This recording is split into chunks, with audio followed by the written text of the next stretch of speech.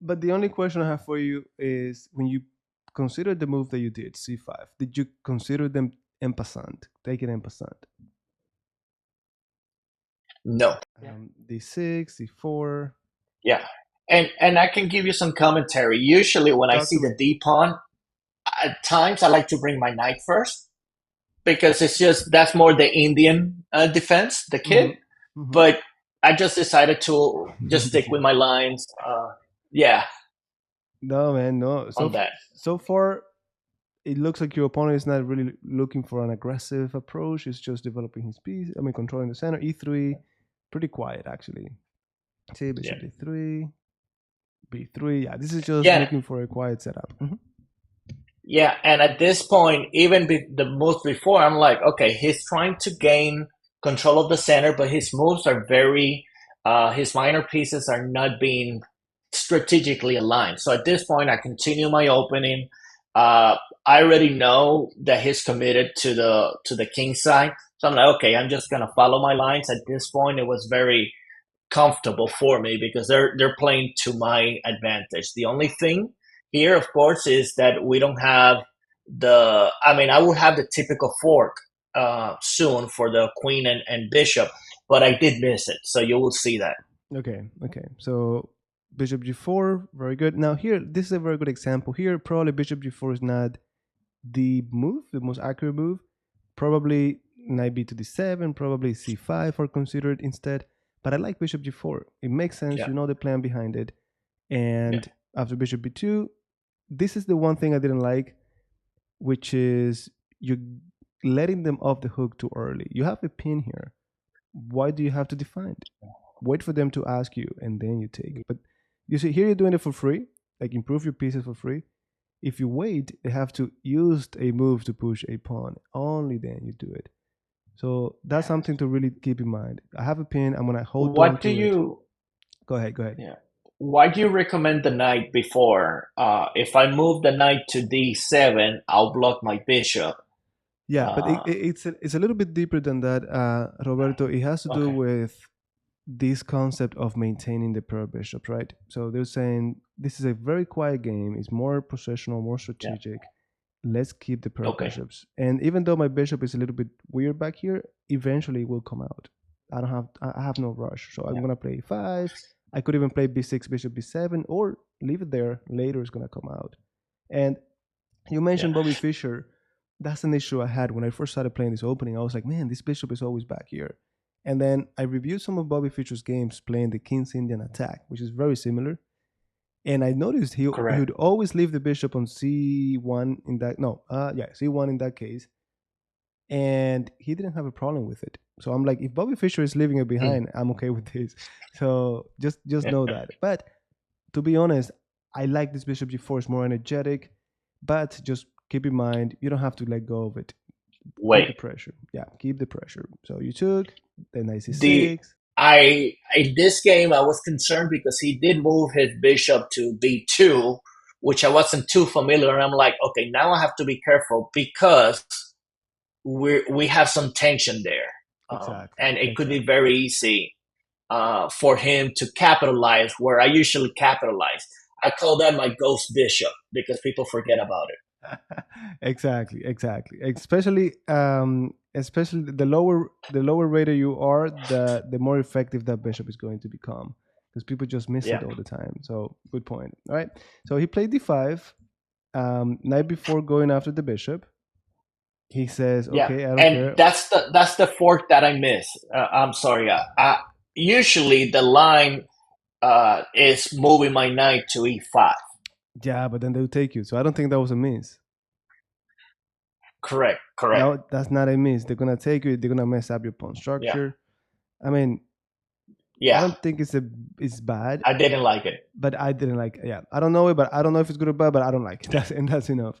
Now, one thing that Yeah, I want to point out here, Roberto, is many times, or at least it was my case. I was so concerned about playing knight c6 in a position like this because I didn't know what to do against d5.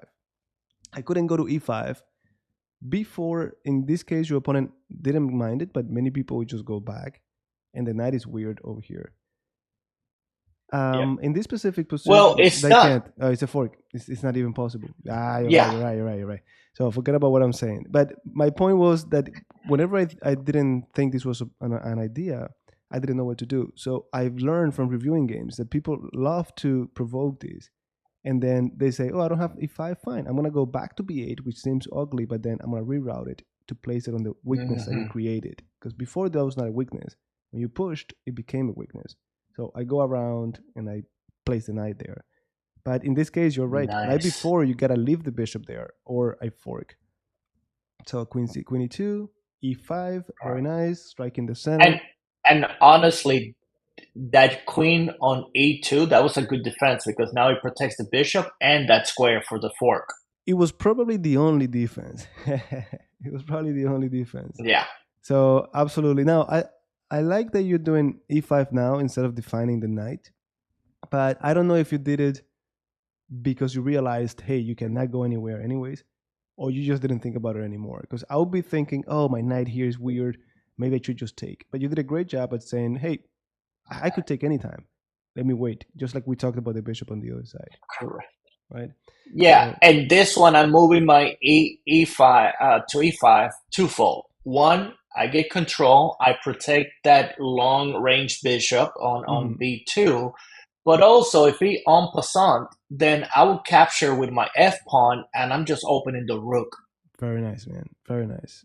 Very, And very and nice. and my goal right now is that he's moving to the king side on castling.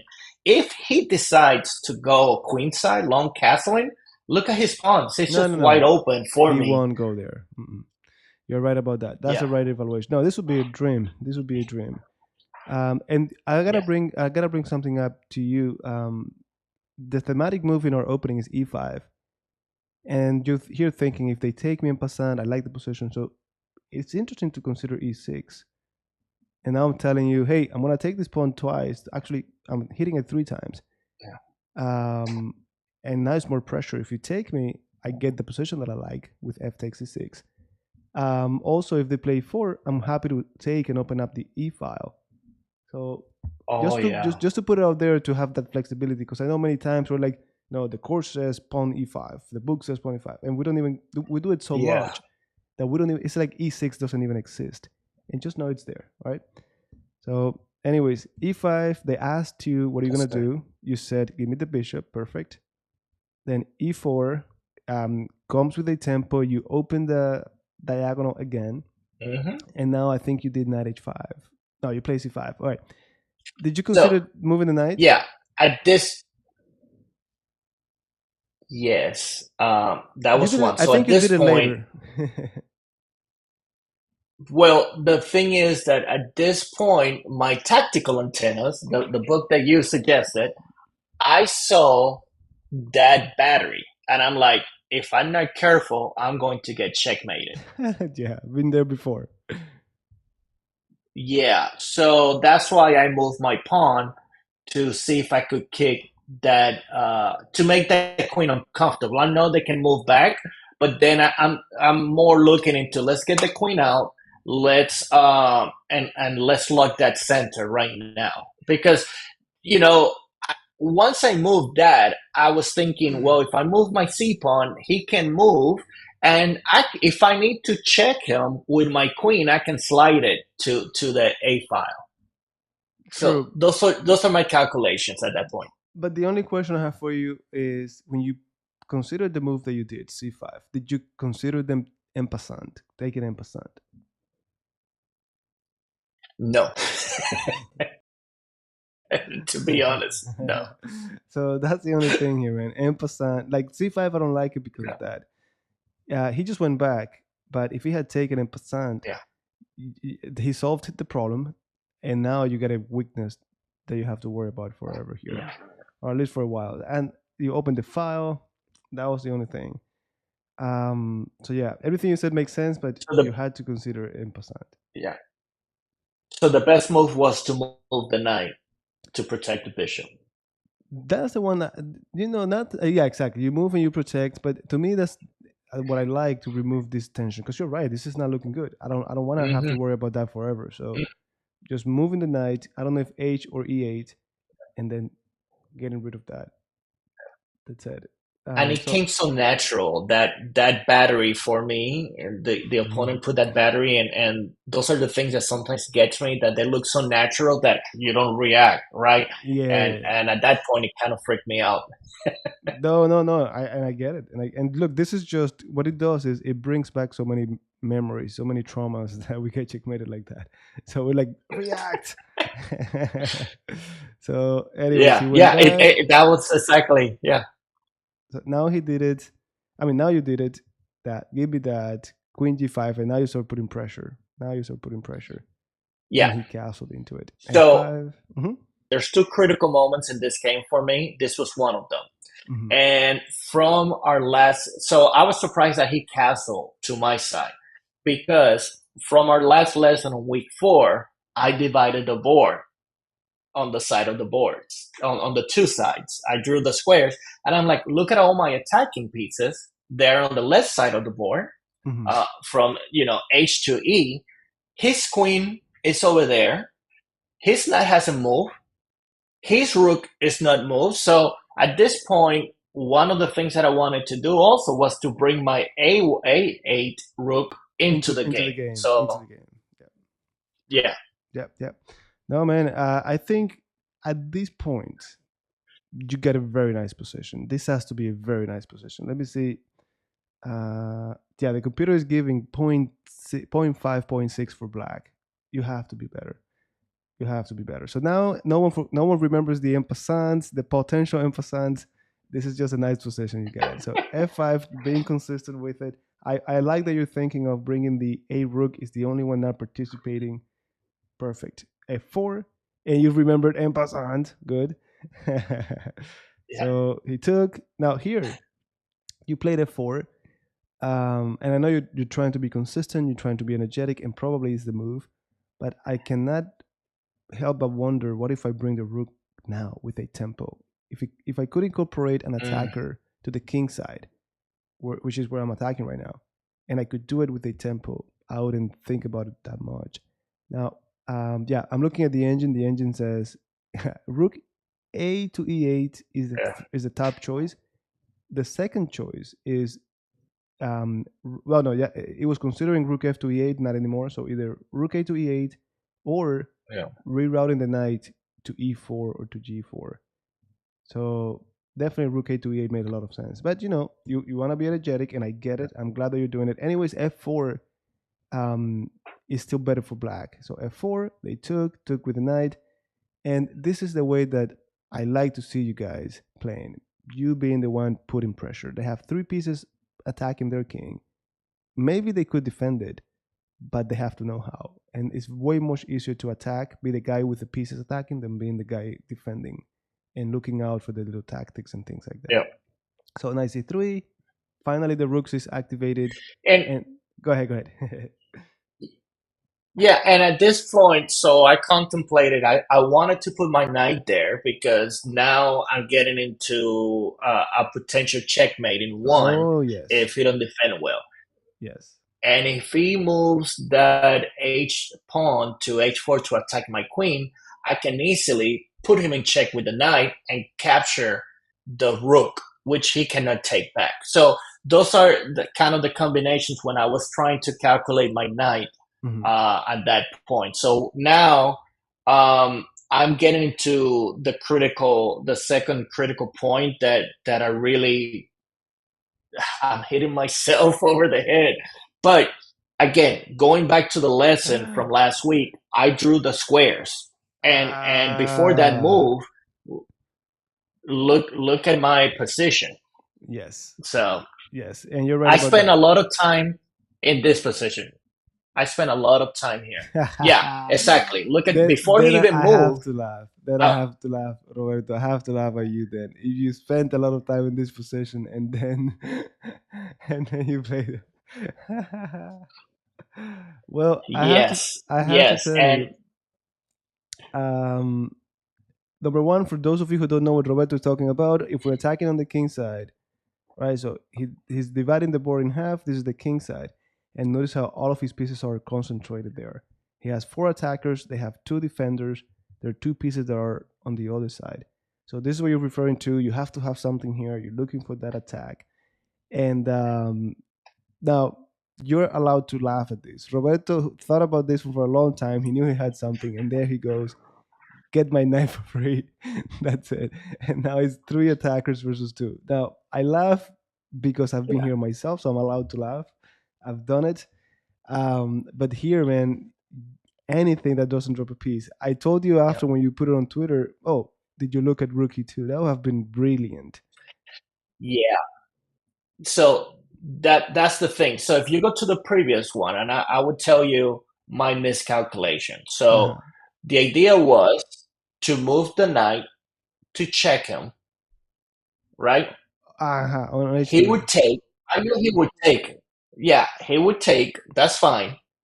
But then I wanted to put my queen on e5 with a check. Little E3. did I know is that the rook can move back.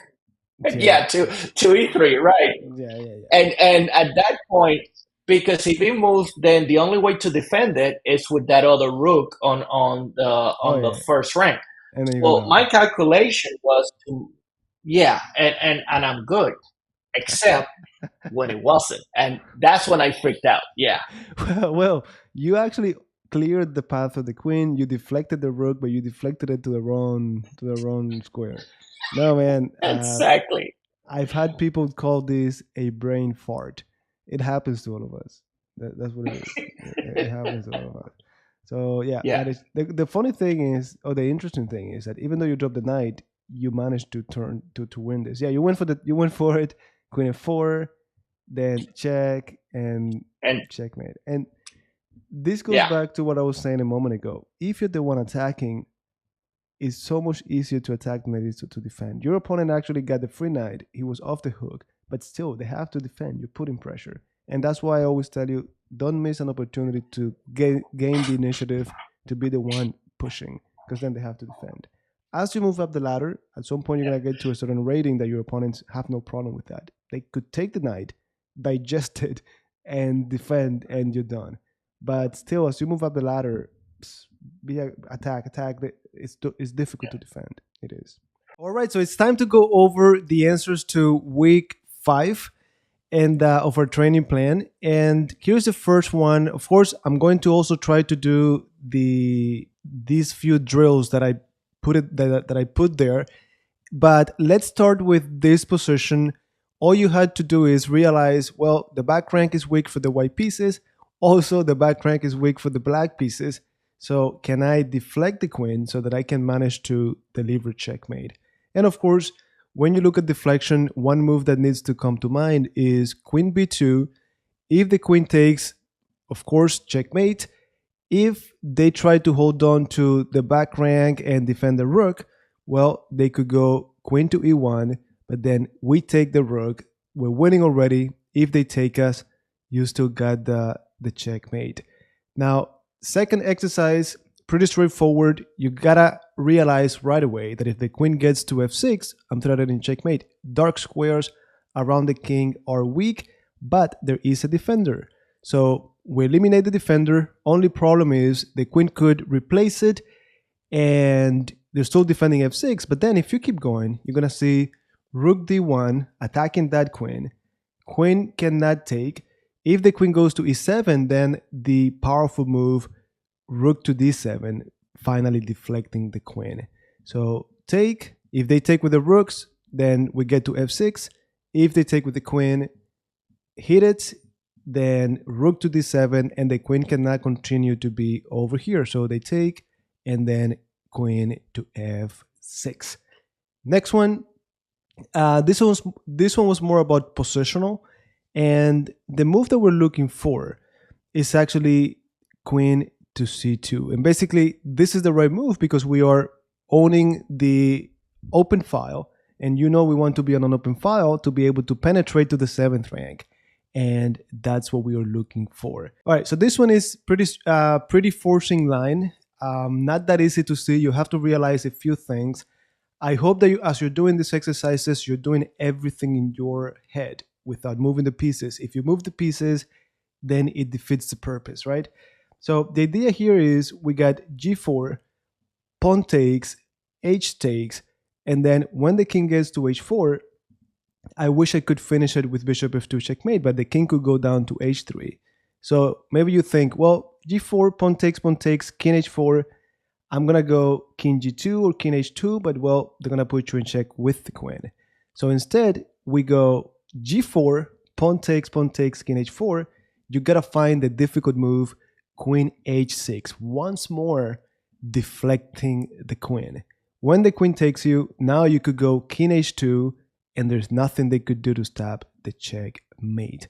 So g4, takes, then queen h6, give me the queen, or if you take it, I'm gonna go king h2 and checkmate. Important, you cannot go king g2 because then they hit you with the knight. And I believe they could even go knight d3 and stop and so on, right? So at the very least, that's something they could do. But definitely, if you just go, let me go here.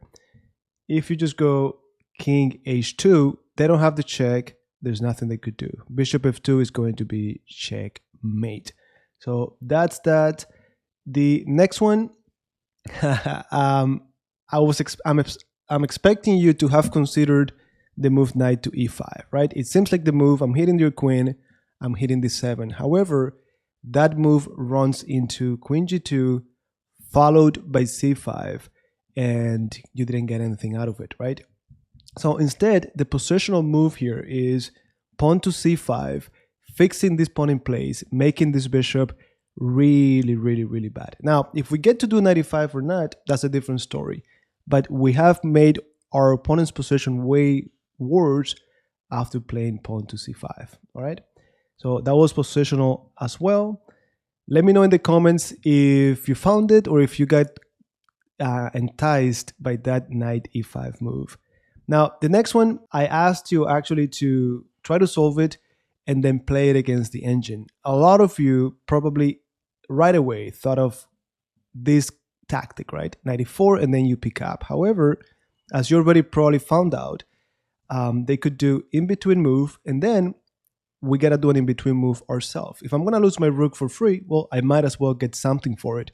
And we go for the f pawn because we want to end up with this endgame where we got two pawns versus one. So that's going to give us a pass pawn, and that's going to be an outside pass pawn. So by the time I go for their pass pawn and they go for my pass pawn on the king side, my king is going to be closer to the other pawns. So that's the way to do it. Now, I asked you to finish this against the engine. Have fun with it. The next position, a lot of my students, even advanced students, I don't know why they have a hard time with this exercise. I guess it's the pattern is a little bit different, but it clearly has to do with discovery on the queen. Now, I want the bishop to go somewhere to attack something, to threaten something, and everyone tells me, oh, but everything for white, every piece is on the light squares, except this pawn, except for that pawn. So you could go bishop g1, give me the queen, or you're gonna get checkmated on h2. I guess it's this weird pattern, the bishop helping like that. I don't know, but definitely bishop g1 is the move. I hope you found it. The next position that we have is a very tricky one, and this one is it's a tricky one.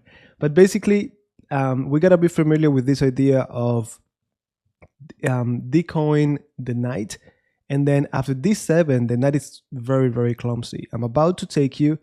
If the knight goes away somewhere, I'm going to promote. Now, the problem is, of course, there's always the queen right here. So we gotta deflect the queen again. So you go rook b2, give me the bishop. I'm happy with this already. If you take me, then queen takes rook, knight takes, and then no matter what, I'm going to capture the knight and promote, or simply promote, and I'm winning anyways. So very, very interesting exercise, 100%. All right, next one. This one is a very nice idea as well. Immediately we think of threatening checkmate, but they could stop it. And now you just gotta think, well, if my knight were on g5, this would be mate. So we reroute knight f3, then they could go queen f8, and then the beautiful move, knight to g5. I'm going to checkmate you. If you take me, thanks to this pawn and the rook on g8, I have the checkmate on f7. The last one from here is actually checkmate in 6 moves. And let me see. Yeah, this one is black to move. Let me put it like this. Yeah, it's black pieces to move.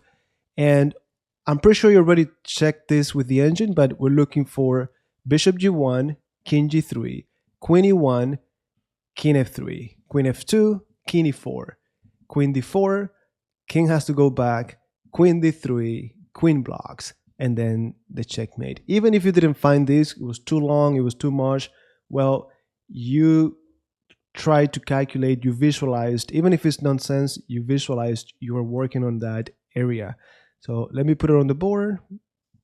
Forget about taking, it doesn't, I mean, blocking, it doesn't do anything. Then check, check, and only move, and then this is checkmate. So I think we covered all of the exercises. The only other thing was I asked you to solve these positions, and basically it's all about defending. We learned this on lesson number 29 of the YouTube channel. Get in front of the pawn. The moment they show up, opposition, get in front of the pawn. Always maintain yourself in front of the pawn. The point is, now when I go here, they cannot take a position. The pawn is there. So I don't want to go here for them to take the opposition, or here if I go to e8. So I stay in front of the pawn. There you go. They know they cannot make any progress. That's it. Back and forth. And that's it. Then next position, you can go ahead and do the same thing. Let me go to the last position. So this one, you gotta be careful. If you go here, they're going to take opposition 3 squares away. Opposition is an odd number of squares in between. So I want to wait over here. Now I think I can go up. Can I? Cha, cha, cha. Yeah, now I can go up. That's it. Boom, boom.